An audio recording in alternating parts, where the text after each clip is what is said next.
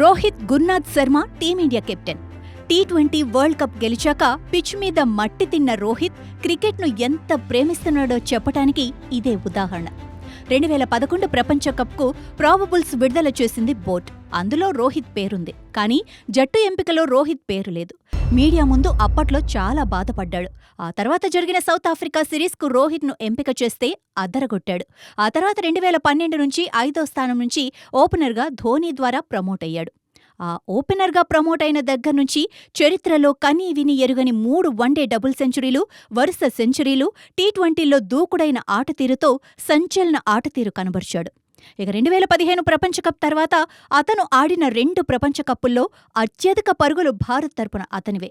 ఐపీఎల్లో 2-3 జట్లకు ప్రాతినిధ్యం వహించి చివరికి ముంబైలో సెటిలై వాళ్లకు ఏకంగా 5 కప్పులు అందించాడు.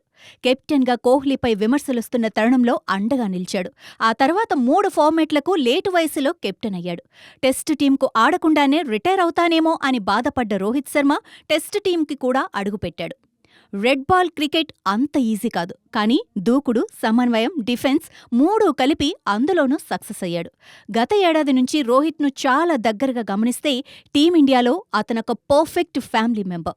ఏదీ దాచుకోడు. సరదాతనం, రిషబ్ పంత్ లాంటి యంగ్స్టర్స్ నుంచి సీనియర్ కామెంటేటర్ల వరకు అందరితో చమత్కారంగా ఆడుకునే మనస్తత్వం.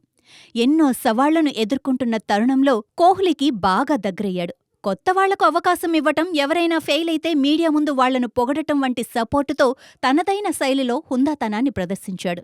గత ఏడాదిగా కెప్టెన్గా రోహిత్ సూపర్ సక్సెస్ అవుతున్నాడు. టెస్టు ఛాంపియన్షిప్ ఫైనల్కు వెళ్లాక ఎలా అయినా గెలవాలనుకున్నాడు. కానీ గడ్డుకాలం కలిసి రాలేదు. 50 ఓవర్ల కప్లో ఫైనల్ వరకు బ్యాటింగ్తో కెప్టెన్గా రాణించాడు.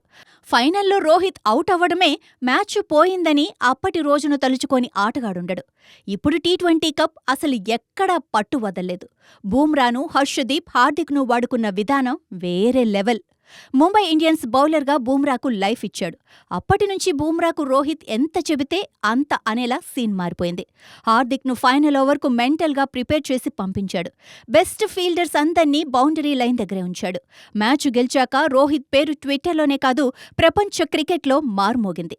టీ20ల నుంచి తప్పుకున్న రోహిత్ తర్వాతి టార్గెట్ ఛాంపియన్స్ ట్రోఫీ అయి ఉండవచ్చు.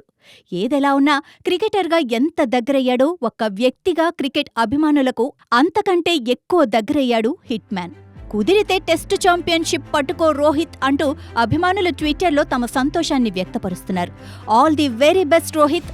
ఆస్ట్రేలియా టూర్లో నీ కెప్టెన్సీ కోసం ఎదురు చూస్తున్నాము అంటూ ఉప్పొంగే గుండెతో ప్రతి అభిమాని రోహిత్ కెప్టెన్సీకి జేజేలు పలుకుతున్నారు.